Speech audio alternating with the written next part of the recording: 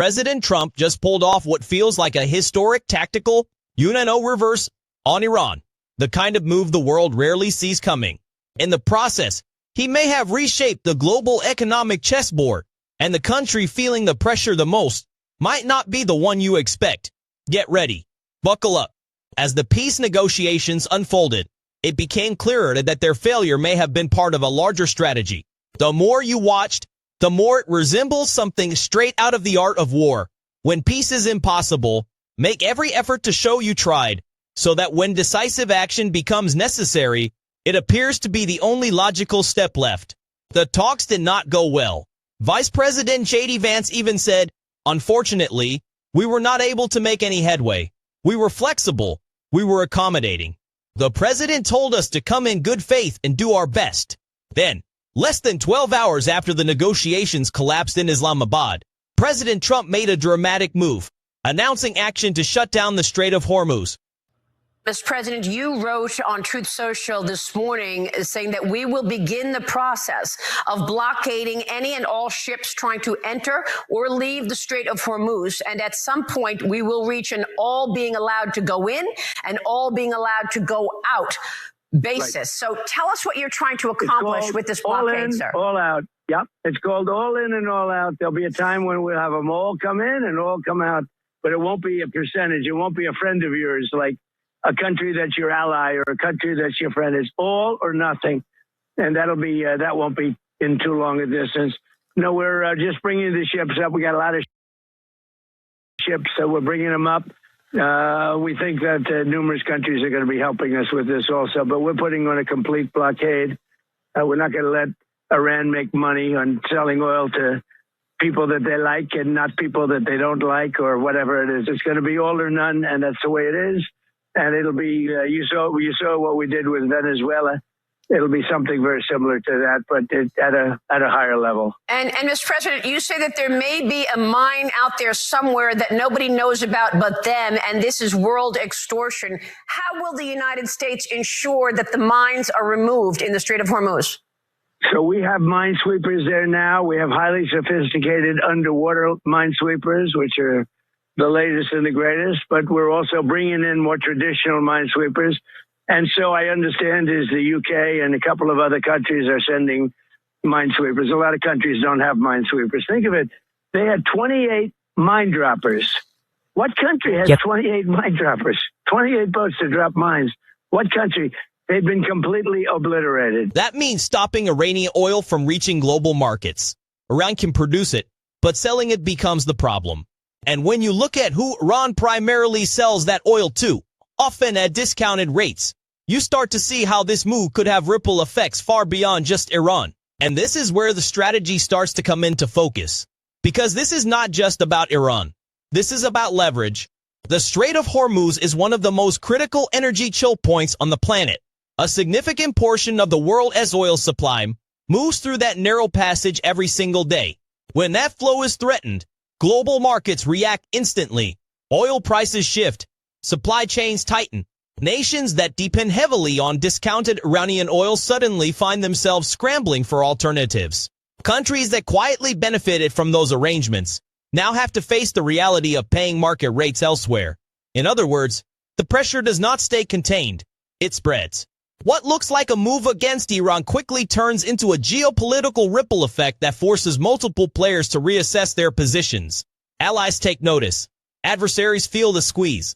And nations that were sitting comfortably on the sidelines suddenly find themselves pulled into the equation. This is the kind of move that says the United States is willing to use its strategic advantages to reshape the playing field when diplomacy fails. It is not loud. It is not chaotic. It is calculated.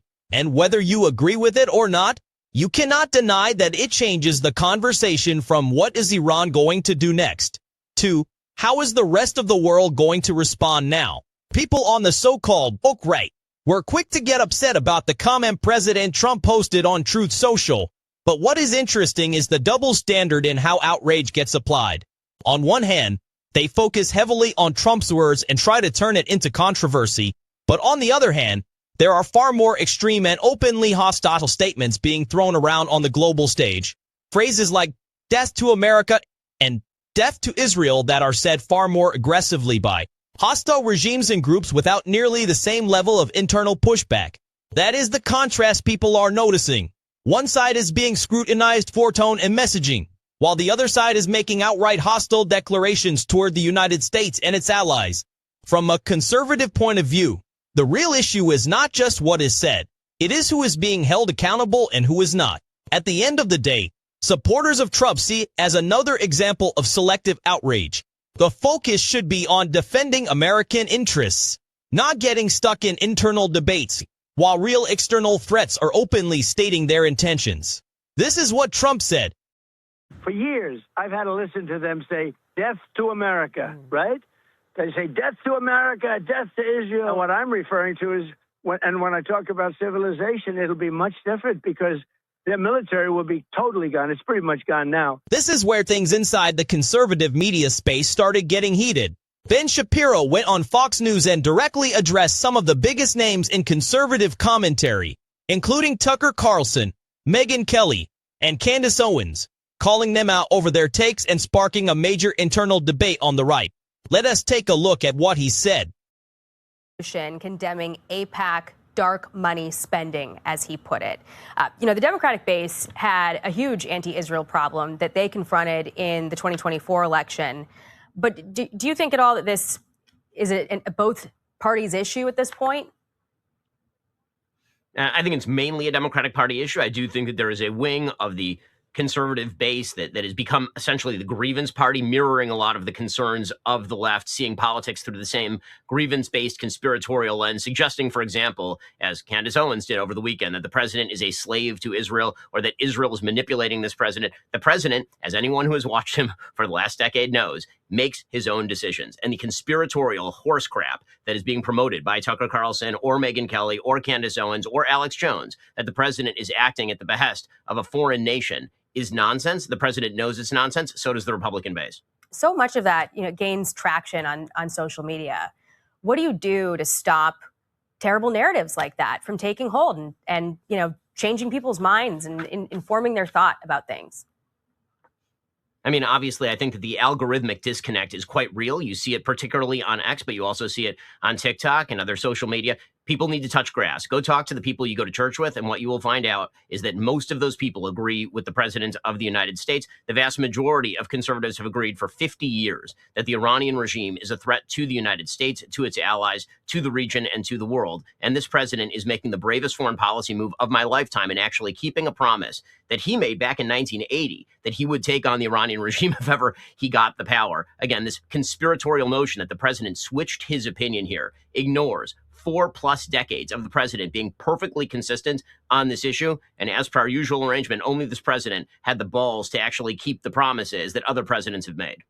And the Iranians themselves admitting they had enough nuclear material to build 11 bombs. There's that factor out there as well. So, all right, Ben Shapiro, great talking to you, sir. Appreciate it very much. And this is exactly what Ben Shapiro was talking about when he mentioned fringe audiences versus the broader Republican base. Because it is not just opinion. Even mainstream outlets are starting to show the numbers. CNN actually ran polling data showing how Tucker Carlson's favorability with Republicans has dropped sharply over the past year. The trend line is pretty eye-opening. Take a look at this clip from CNN. Let's start off with Tucker Carlson, who has been in absolute freefall with Republicans. I mean, just take a look at this. Look at this trend line. Tucker Carlson's net favorable. Back in March of 2024, when he and Donald Trump were very close friends, look at this. He was at plus 54 points. Look at where he is today at only plus 7 points among Republicans, and that includes GOP-leaning independents. I mean, that is a drop of what, 47 percentage points. My goodness gracious. When you go up against Donald Trump and you want to appeal to the Republican base, to quote the movie Good Burger, you go on the grinder. And that is exactly what has happened to Tucker Carlson, who has absolutely collapsed among Republicans. So if it is a choice between the president and Tucker Carlson among these voters, what do they basically say? Yeah, they choose Donald Trump basically every single time. Look at this. Okay, the exact same poll, this UMass Lowell poll. Look at this. Net favorables among Republicans. Again, this is Republicans plus Republican-leaning independents. You see Carlson on the right side of your screen at plus 7 points. Look at where Donald Trump is at plus 61 points. And this is actually a little bit low for Donald Trump. In other polls around the same time, he was even higher than this. Again, he is crushing crushing Tucker Carlson. What is this? This is a 54-point advantage for Donald Trump over Tucker Carlson when it comes to who is more popular among Republican voters. And of course, this is even just talking about the MAGA base, where Donald Trump is running an approval rating somewhere between 97 and 100%. Okay. So what does this mean for Tucker Carlson going forward? Say Tucker Carlson wanted to build some kind of a platform where he could run for office, say president. Yeah, okay. So you see Donald Trump crushing Tucker Carlson here. Take a look at this. Look at the Kalshi prediction markets when it comes to his chance, Tucker Carlson's chance to be the 2028 GOP nominee for president. It's just 5. When you can put it on one hand, you know it's low. It's just 5% that Tucker Carlson actually has enough support within the GOP, at least those who are putting their money where their mouth is, to actually be the GOP nominee in 2028. Marco Rubio and J.D. Vance are running well ahead of him. Okay, so again, in this imaginary world, if the prediction markets are wrong, Tucker Carlson were to become a candidate, how might he do? Okay, why don't we take a look against the most likely Democratic nominee, Gavin Newsom? And this is, I think, so important because it's not just that Tucker Carlson struggles now with Republicans. He is electoral poison when it comes to general electorate. So Gavin Newsom versus potential GOP nominees in the 2028 presidential matchup. Against Tucker Carlson, look at this. Gavin Newsom crushes Tucker Carlson by 11 points. J.D. Vance actually beat Gavin Newsom in this poll by 3. So Tucker Carlson, very much struggling, runs way behind the GOP baseline in the general election as well. You pick Newsom because he's leading in some of these early polls. He's the most likely Democratic nominee in the prediction markets at this point. Interesting. Vance beats him right now, but Tucker Carlson, not so much. Not so much. Not well liked among Republicans and not well liked, hated among the general electorate. Harry Etten, thank you very much. Thank you. At the end of the day, what we are seeing here is a much bigger picture, from global tensions to internal debates within the conservative movement. Whether it is foreign policy decisions, media reactions, or political commentary, everything is moving fast, and people are more divided in how they interpret it than ever before. But one thing remains clear. These are serious moments that shape real outcomes, not just headlines. And it is important to stay informed, think critically, and watch how these situations continue to unfold. If you enjoyed this breakdown and reaction, make sure you hit that like button, subscribe, and turn on notifications so you do not miss the next update. I will be covering everything happening in real time, no fluff, just straight talk. This is Common Sense Reacts, and I will catch you in the next one.